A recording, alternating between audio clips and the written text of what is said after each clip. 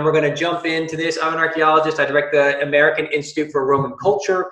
I think we're doing a pretty doggone good job on social media, but we're now sharing much more of our content for Ancient Rome Live on our YouTube channel. 2 webinars, that's 1 hour of real researched content from yours truly, practicing archaeologist. We'd like to have many more conversations. We did 3 last week with a number of scholars and organizations like Tremontium Trust, so we're going to be doing more of that and sharing that as well. It's all going to be on ancientromelive.org, which has bibliography and written content, but also you're always going to find the video section on our YouTube channel that we ask you always please to subscribe. And then of course I have a YouTube channel as well now that's going to be giving a lot more information as well about the city of Rome in my own way through collaborations that I've also created that have allowed me now to share more content. So hi there in the Etruscan countryside, from India, from London, and we'll talk about the Sevatorialia, of course. Latin Teacher 4, New York City, Seattle, Chicago, Miami, wow, Portland, fantastic. This is absolutely phenomenal to have so many of you from so many different places and more that aren't saying where they're from, but that's all great. So we're going to talk about what's behind me. We're going to be talking about Roman sacrifice. And it is a very interesting phenomenon. Of course, we have religions all over the world. We've had religions in the past and religions today. And so many of us, of course, are going to be making an offering to a deity in some way. And so we'll talk about what the Romans did. There's great variety and there's great amount of ritual involved. Let's please then jump in here and keep the questions coming, and I'll address them as I get a chance. So first of all, where do you make a sacrifice? We'll talk about what the sacrifice is after, but where do you make a sacrifice? Well, oftentimes they're in an inaugurated space. They're in a place that's been set aside from daily activity. But of course, it's not just in a sacred space like a templum. It sounds like the word temple, but it doesn't necessarily have to be a temple structure. It can be an inaugurated space, can be any kind of structure or any kind of area. But a temple is obviously a classic. There can be a grove of trees occupied by a deity, a pool, a spring, a tomb, just the altar itself, a standalone altar without a temple. Temple of Peace is a very famous example of that. Compita shrines, crossroads shrines, Valares, and of course, you can have things in your house. And so it's not just big public spaces. You can also make the sacrifice in the sanctity, in the privacy of your home. So you're doing all kinds of things. Let's just really jump right into it and really get into the mechanics of the sacrifice. Okay. So there are going to be 2 kinds of sacrifices that you can make. Blood, animal sacrifice. Bloodless. What does bloodless mean? If you're going to make an offering to a deity, what can you give them? So we'll get into this, but essentially think of something like flowers, grain, sacrificial cakes, wine. But when you think about the animal, because look what's behind me here, a big bull being sacrificed, that's about as large of an animal that you could sacrifice. They didn't go around sacrificing elephants or something. So the bull is about as big as it gets. And on that note, Nancy asked about the Sevatorialia. The Sevatorialia is essentially a word that means 1 sheep, 1 pig, and 1 bull. And there are certain moments in time in which you're going to offer this kind of group sacrificial victims, these 3, 1 pig, 1 sheep, and 1 bull. And that's just the terminology for it. So as opposed to saying, let's sacrifice one of each of these 3 creatures, there's just the word. And there's a really famous example on the backside of the Anaglypha Traiani reliefs currently housed in the Curia in the Roman Forum, found originally outside in the Forum Piazza itself. So coming back here, we've got to have an animal Now, when you choose an animal, you don't just choose any animal. It's like when you go to the Humane Society and you pick out an animal. So you're looking for something, right? And then you choose that animal to become your pet. For the Romans and the Greeks, when they're selecting from a herd of cattle or something like that, what do you think they're looking for? They're looking for healthy, they're looking for large, very nice, presentation, thinking about defects. Is there some sort of weird patterning on the body? Is there something atypical? Then you don't want that. You want something that what you think then is going to be pleasing to the gods. So it's just like in a beauty contest or the weightlifting contest, and you're looking for that perfect musculature or whatever, the bodybuilder. Oh, but those biceps are not quite developed. Well, then I don't think the guy gets the first prize. So you really are looking for something that is a noble creature, is a quote unquote beautiful creature, is a healthy creature. And then when do you usually conduct your activities? Well, it's usually in the morning. So how does it start? You don't just go and sacrifice the creature like we see here, this bull about to be struck by a slave attendant. Rather, first you start off with the procession. So previously, experts, because there are going to be lots of experts involved in this whole process, they are going to be already pre-selecting the creatures that are then on standby, right? Because there's a religious festival, an annual festival, there are games, you're honoring a particular deity because it's you're remembering the original dedication date of the temple, or there's a specific activity or moment that's surrounding a particular deity, so you want to make that offering. So the first thing you do is you have a pompa, and a pompa is a procession of animals with slave attendants. These are the victimarii, and they will then proceed to the altar where the creature is going to be, or creatures are going to be sacrificed. Here's a question here. Is the type of animal picked for sacrifice influenced by the god the sacrifice is being made to? Absolutely. We haven't even gotten into it, but you can definitely think. For example, one that just pops up in my mind, when you're sacrificing to Persephone, so Ceres, Demeter, her daughter, is stolen away from her by Hades. So Persephone goes and has to end up spending half her time with Hades in the underworld. Well, the deity associated, the creature that you typically associate with making a sacrifice to Demeter or Ceres and her daughter Persephone is a pig. So you go to, and so then you have the literary sources, you have poems, you have descriptions, then you go to the archaeological sites and you find little votive offerings. So if you can't even afford a pig and you're going to that sanctuary to venerate that deity and you don't have a pig, you can't afford a pig, it's kind of, expensive. It's not like you're going to, your H-E-B or your Kroger or whatever and picking up some meat in the market. It's much more expensive. So what do? You make an offering of something that represents that pig. That's just one example. I mean, you can imagine every deity, the complexity, the diversity, the different roles of the, excuse me, the roles of the deities. We have a lot of pollen right now in Rome. Okay, so you have the procession, attendants with the animals kind of accompanying them. There's a very famous example of that on the altar of the Arpakis. The crowd gathers, the invited guests gather, the priests are there, and in the end, there's someone that's officiating over this. Now, if you look at the scene behind me, if I say to you, look at that image there. Which guys are the slaves? So the victimari, these attendants, their uniform, they're designated by being bare-chested and then having a little wrapping around the legs. They are slaves.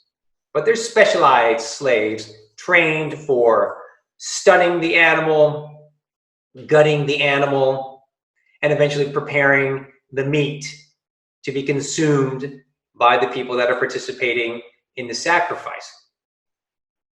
But the officiant, the person who's going to officiate over this, could very well be the emperor himself.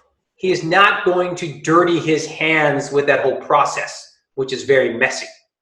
He's there to say prayers. He's there to burn some incense. He's there to be the kind of the circus master, the ring master, or something like that. But he's not going to do the nitty gritty. That's not his role. So the crowd gathers, invited guests are gathered. The priest, right? You will wash your hands. We're all used to washing our hands now. So you wash your hands, as you see in so many other religions today. How are you preparing yourself mentally, spiritually, but then also physically? You're now going to be maybe touching implements, tools, and so on that are very precious, very expensive, devoted only to the deity. You're going to wash your hands. And tons of religions still do that today. Silence is invoked. So you don't want, and the Romans are really keen on this, you don't want anyone interrupting your sacrifice. So as Romans are filled with ritual and tradition, and they do it by the book. So when you're going to start to speak, or the celebrant makes a prayer, it's given the preface, the prefatio, and he's offering some wine and burning some incense as an initial libation on that altar. If a baby suddenly goes, oh my God, you might have to start over. And that's what the Romans are doing. They want to make sure that there's no interruptions, there's no stumbling physically, literally.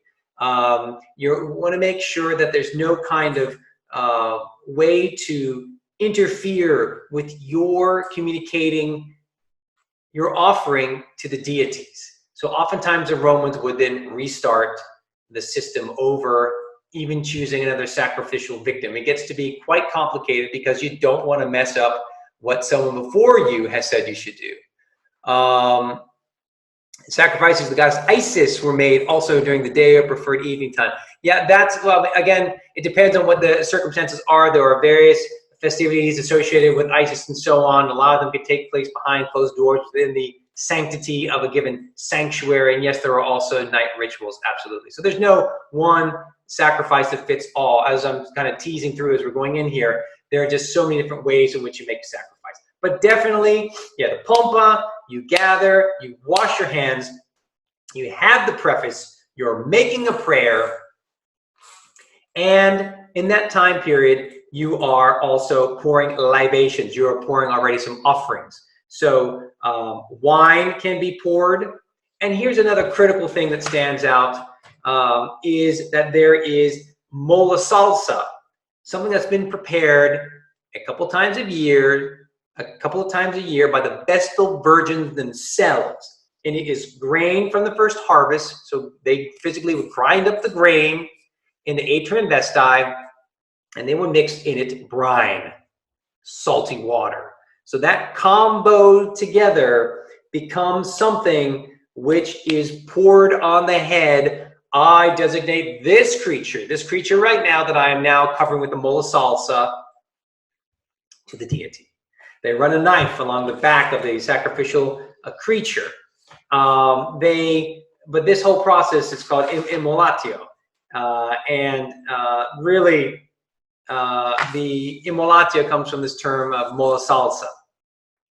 And while this is going on, attendants are holding the creature, whether it be a pig or a goat or a sheep or a bull, and you have attendants. I don't really see one here. Usually, like kids are the attendants holding the box of incense. They're holding some sort of implement, maybe the knife or whatever. And then the victimarii are the people that are going to be bashing in the head, stunning the creature, and slitting its throat and having the blood drain out. All the while, there's a flute player playing along. Why? Because that's creating negative noise. So you're kind of drowning out any kind of just anomalous sounds. Like we're saying, we don't want to disrupt the sacrifice with the piercing cry of a baby or something like that. You stun the animal. We're looking at the bull here. You kill the animal. You gut the animal. Then in come a number of specialized priests, like the haruspices, that would then examine the entrails of the deceased creatures. And the reason you're doing that, sacrifice the baby, right? Making too much noise, yeah. When altars are outside in front of the temple, yes, these altars are in front of the temple, but an altar can also just be an altar by itself without even having a temple. But every temple does have an altar in front of it or on the stairs or something like that. And these people, yes, the victimarii, as somebody's asking, were indeed slaves. So in terms of who's performing the sacrifice, as we can see already, there's a big joint effort. There's this important person who is, maybe paying for the festivities, so he gets to make some sort of offering prayers and so forth, kind of kicking it off. There's obviously going to be a priest that's an attendant of his full-time job is to monitor the temple. Then you have a lot of slave attendants. They're employed by possibly, being members of or belong to a particular temple, like in the temple that's in the background of the image that I'm showing. And so, they're going to be doing things that are part of the process, but it's not that they have the most important role. The most important role is that person who's paying for it. The most important role is that person who's overseeing this all the time. Were there slaves? Okay, thinking of Crassus, who according to Plutarch performed the sacrifice during his campaign. Yes, so, you're always going to have these slave attendants. But, if you pull it back to something much more local, much more personal, much more intimate in your house, then the paterfamilias, the head of the household, will be officiating. Then it's less so about the big animal sacrifice and much more about barley cakes and pouring wine and so forth. So really, were the entrails examined and not the other parts of the sacrifice? So yes, you're looking at all kinds of guts. Maybe most famously, the one I want to talk about just shortly is the liver. And so we have the Piacenza liver, this famous bronze liver that's all sectioned out according to Etruscan rite. And in fact, everything is written in Etruscan. And basically, you can imagine the shape of a liver, and there can be a great variety in the liver in an animal, right? Different size, different shape. And of course, there's even variety within a given species. So when you don't know what you're going to get. It's like popping open the piñata. What kind of candy did I get? In this case, you open up the animal and you go, oh no, because this one particular organ was rotted or looks sick or it's smaller or it's deformed or whatever. And so they write these things down, bad omen, good omen. Now we have to interpret what we get. It's reading the tea leaves. It's that kind of thing. So essentially you are really, it's like not a Russian roulette, but you do open up that sacrificial victim hoping that they're going to have a bad science. And if you do get something that's very strange, potentially you, even the officiant, the person officiating, could actually say, well, I think it actually means this. So there's a lot of give and take. In the end, it's I'm giving so that you, the God, gives to me. And I'm going to do everything I can to make sure that my offering is acceptable to you. If something really weird happens, or there's something strange with some of these entrails, you have to interpret it. And then you start over again, or you proceed. And then, of course, something bad happens to you. And then obviously you made the wrong decision. You should have done a do-over, right? So we have a lot of flexibility within this kind of system. So hope this is good so far. Got a lot of great questions here. So what happens afterwards? After you have the examination of the entrails, we're talking about the haruspices. These guys practice the Etruscan rite of examining the liver. You burn some parts, like the entrails, to the gods. There you go, enjoy. But what about everything that's edible? That's going to be prepared by the victimarii. There's a great passage in Virgil's Aeneid, and they're making sausages, and they're cutting up the steaks, and so on and so forth. So it's going to be a very big barbecue. It's going to be a great time for all those people that are attending. And we hear about grand celebrations, the Ludi Romani, or Triumph, and all kinds of great, great festivals. They're killing an enormous amount of livestock for the people. So this could be the one great time of the year that you're going to have meat. And remember, there's a great variety of what could be sacrificed between a chicken, a goat, a pig, and so forth. I mean, obviously, the bull is going to be one of the most expensive and rare things that you are going to be sacrificing to the deity. So it's going to be a very special occasion indeed. Keep those questions coming. So then you have, part of the animal entrails are burned for the gods. The rest of the meal, right, is going to be for the mortals, and you're going to have the attendants preparing that as well. And then finally, you have that sacrificial banquet. That's why, again, when we're talking about, with some exceptions, one reference to Isis or some of these nighttime festivals to the gods of the underworld, most things are being done in the day, and they're going to be started early because there's a long process to prepare from living creature to meal. If anyone's ever done that, ordered a pig to roast for a big cookout or something, it takes a while. So you just get some sense of that. Now, again, the significance is to then partake in a meal with the gods themselves. You're burning up their stuff. It goes up to smoke to the gods, unless, of course, you're talking about those creatures in the underworld. You're pouring it down to the ground, to the underground. And, there's an authority here. They get what's theirs and we get what's ours. We're all here together, but we're offering this to you. You don't have to offer anything to us. That's this famous duet days. I give so that you give to me. And there are offerings to remember the gods, in the fulfillment of vows. I vow this to you. I win this victory, and now I'm going to give you this sacrifice. Sometimes another kind of sacrifice is self-sacrifice. I am sacrificing my life for the better, for the well-being of the state. So people sacrificing themselves in a war. You can have votive contracts, defixio. You can have conditional consecration, and that's called a sacratio.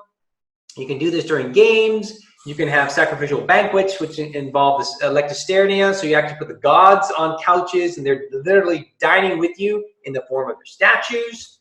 There are supplications. There are expiations. There are lots of things that are going on, of course. But let's keep it real. Let's keep it real and think about for a second. Oh, a lot of questions here. There's smell involved. There's stench. There's the excrement of the animals that are there. No one can say to them, please don't go to the bathroom. So you can imagine the reality of it is a big, and then you're slaughtering the animal and there's blood being drained out. So this is big kind of mess that we're not going to the supermarket and picking out some meat to then offer to the gods. This is real life, and this is real loss of life here. And it's going to be something that people are used to seeing. Maybe if we went there and participated in it, it'd be like, oh, the first time I see an animal killed, it would be very intense. But there it is. It's more usual for them to see this and intense nonetheless. Was there a myth that explained why some parts of the sacrificial body were burnt to the gods and others were kept by the mortals? Yes, there is a myth. The famous one, I think it's Prometheus.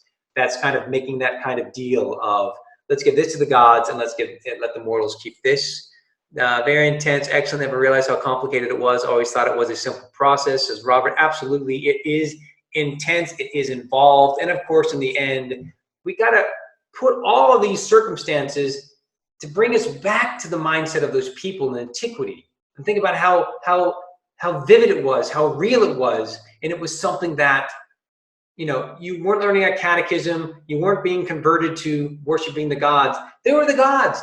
They deserve to be honored. This is what our forefathers did, so let's do it too. There's pageantry, there's music, there's boys, there's girls, right? There can be a theatrical performance, there can be athletic competitions. Let's go, let's celebrate. Let's also go to the sacrifice to honor the gods. It's a big way of participating in society. It's not compartmentalized onto a Friday or a Saturday or a Sunday. The gods need to be honored throughout your day. We haven't even gotten there yet. Some gods preferred for sacrifice more than others in the Roman public. They pay attention to Pluto. Yes, we're talking about some underworld offerings. Was Apollo the most popular? He's quite popular, particularly popular with Augustus. Was Pluto part of the underground immortals, or wasn't he an Olympian, had sacrifice given to the ground? He's living in the underworld, so it's like down there below. We make those offerings to the god below. Would a triumph end in the temple of Jupiter, Optimus Maximus, and include a sacrifice? Absolutely. That's the culmination of the whole thing. You go around your ticker tape parade. That's our lecture for next week. Thanks for bringing that up, Dan.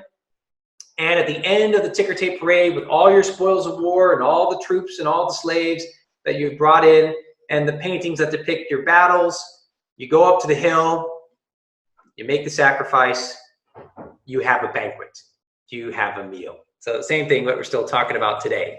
Is there evidence of people being uncomfortable about witnessing the killing? Some people, yeah, they didn't really like it, but no one's forcing you to go there. No one's obliging you to do that. Do you know if the bull killed in the Mithraic sacrifice was eaten by the adepts or could be used for other people? So Mithras is him killing the bull in the depictions, but when we look at the archaeological evidence, we're finding chicken bones in the drains, we're finding goats and stuff like that. So it's a ritual meal.